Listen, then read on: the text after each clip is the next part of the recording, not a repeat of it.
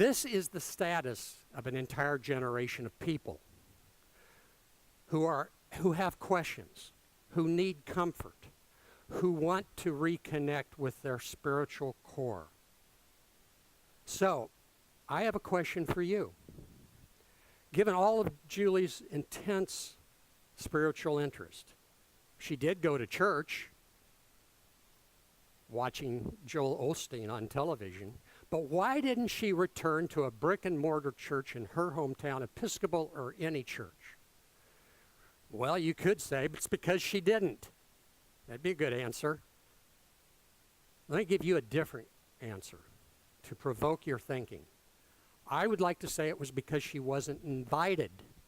And I suggest to you that the question I would like to answer for the rest of my presentation is this: how do we revive the spirit of the boomer? How do we revive the spiritual nature of the baby boomer? Mannheim noted that we get a lot of our values from older generations. Think of the Bill of Rights, the Declaration of Independence, the Constitution. Those are values. They're handed down, books, tapes, parents, teachers, and so forth. So there's intergenerational continuity. And it is the nature of biology meeting sociology. Between the ages of about 11 or 12 and 25, what happens in the lives of a generation determine their outlook. Wander down memory lane with me for a moment with Buffy. She was the Methodist when she grew up. She's now 67 years old. And Buffy not only had the Methodist Church to influence her spiritual and religious outlook, she had a few other things that influence it, such as Captain Kangaroo. With that came postmodern feminism. Betty Friedan, the feminine mystique. Gloria Steinem. But, of course, the big deal in terms of influence was the Vietnam War. And that inspired the counterculture and the sexual revolution. And just about the time that all came focused, came something called cosmic rock. Just what is happening to me? I lie awake with the sound of the sea. The Moody Blues, In Search of the Lost Chord, was one of the top albums. In that album, a lot of people who even are familiar with don't know that there is a In Search of the Lost Chord. There is a lost chord. Anybody know what the lost chord is? I didn't think so. Well, here it is.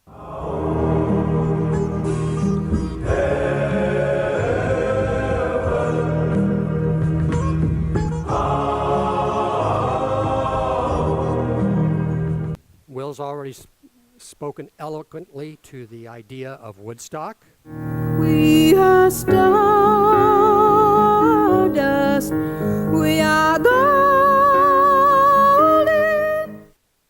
And of course, we can't underestimate the Beatles. And the Beatles did have many spiritual, moral values embedded in their songs. They took a spiritual turn with Maharishi Mahesh Yogi, and the founder of Transcendental Meditation. But when they split up, certainly John Lennon and George Harrison took very spiritual paths with their subsequent music. My sweet Lord, my Lord. Then the boomers started experimenting with every kind of religion ever thought of, including the earth and the phenomenon of Mother Earth, Buddhism, astrology, even angels. But then came the big one.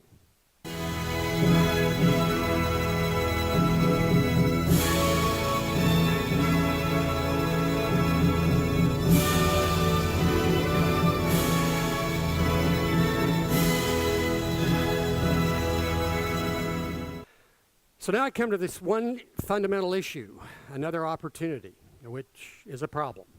And that is loneliness. What is it? It's unhappiness, pessimism, self-blame, depression, and it's alleviated by social networks. Do churches provide social networks? Yes, of course they do. Nostalgia is when we think of momentous events and settings. And some people think that's idle thinking or silly. But the truth of the matter is, when you are nostalgic, stop for a second and ask yourself, is my nostalgic reflection redemptive? In other words, I'm going from a dismal situation to a triumphant situation. The content of a lot of nostalgia is, here's the fact: loneliness trumps obesity as an early predictor of death. Loneliness is the equivalent of smoking 15 cigarettes a day, because loneliness increases cortisol, the stress hormone. The research has been shown, both done in Asia, Europe, and the US, that nostalgia can add and supplement to social support. Nostalgia can reduce death thought anxiety. A mature mind has other priorities than a young mind, one of which is emotional relevance. That has been validated with significant research that the aging brain filters out negative emotions. So fire and brimstone are not the best path to the aging brain. We will actually filter out negative information, and we will look at, attend to, hold in memory, and store in memory positive emotions. The number one thing, if you want to know in 3 words what is going to create billions of dollars of economic value, maybe trillions, it's compression of morbidity. What is that? Live a long life, vital and active, and die fast. But when a person says, okay, I need to find somebody else, I'm going to jump on Match.com and it's going to be the new me, they're going to be looking at lifestyle rehabilitation. Can you help them with that? The question that is often asked, will we be thinking about death more? Or will we be thinking about it less? Well, let me give you a demonstration. Now that we love, now that the lonely nights are over, how do we make love say? The youth icons, the successes of our generation are dying. So here are your opportunities in summary. These are the big trends that I've touched on. Healthy aging. So I think we can also say healthy spiritual and religious aging too, can't we? There's going to be a huge debate in society and in individual lives about slow versus heroic medicine. Well, if you just took this one $12,000 a week pill, we might give you another couple of months. But you're going to be really sick. Multi-generational bonding. The boomers want to be connected to their millennial children and especially their Generation Z grandchildren.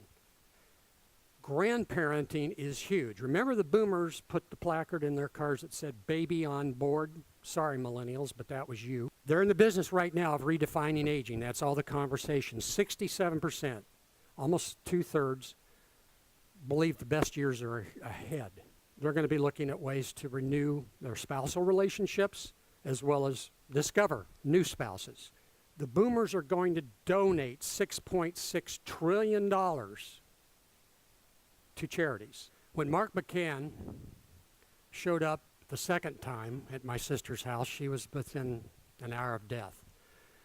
And as I ushered him back into her bedroom, I said, Mark, could you provide some kind of service for my sister? Because she had said to the family before she became unconscious that she'd like to go to church.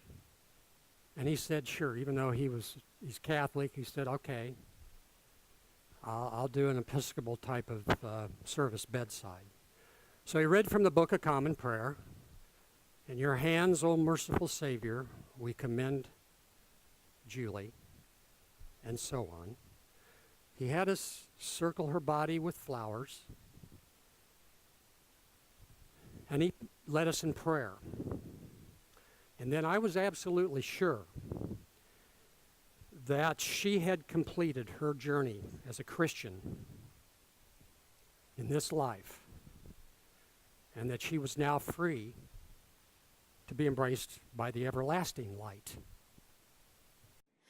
But since it falls unto my lot that I should rise and you should not. I'll gently rise and I'll softly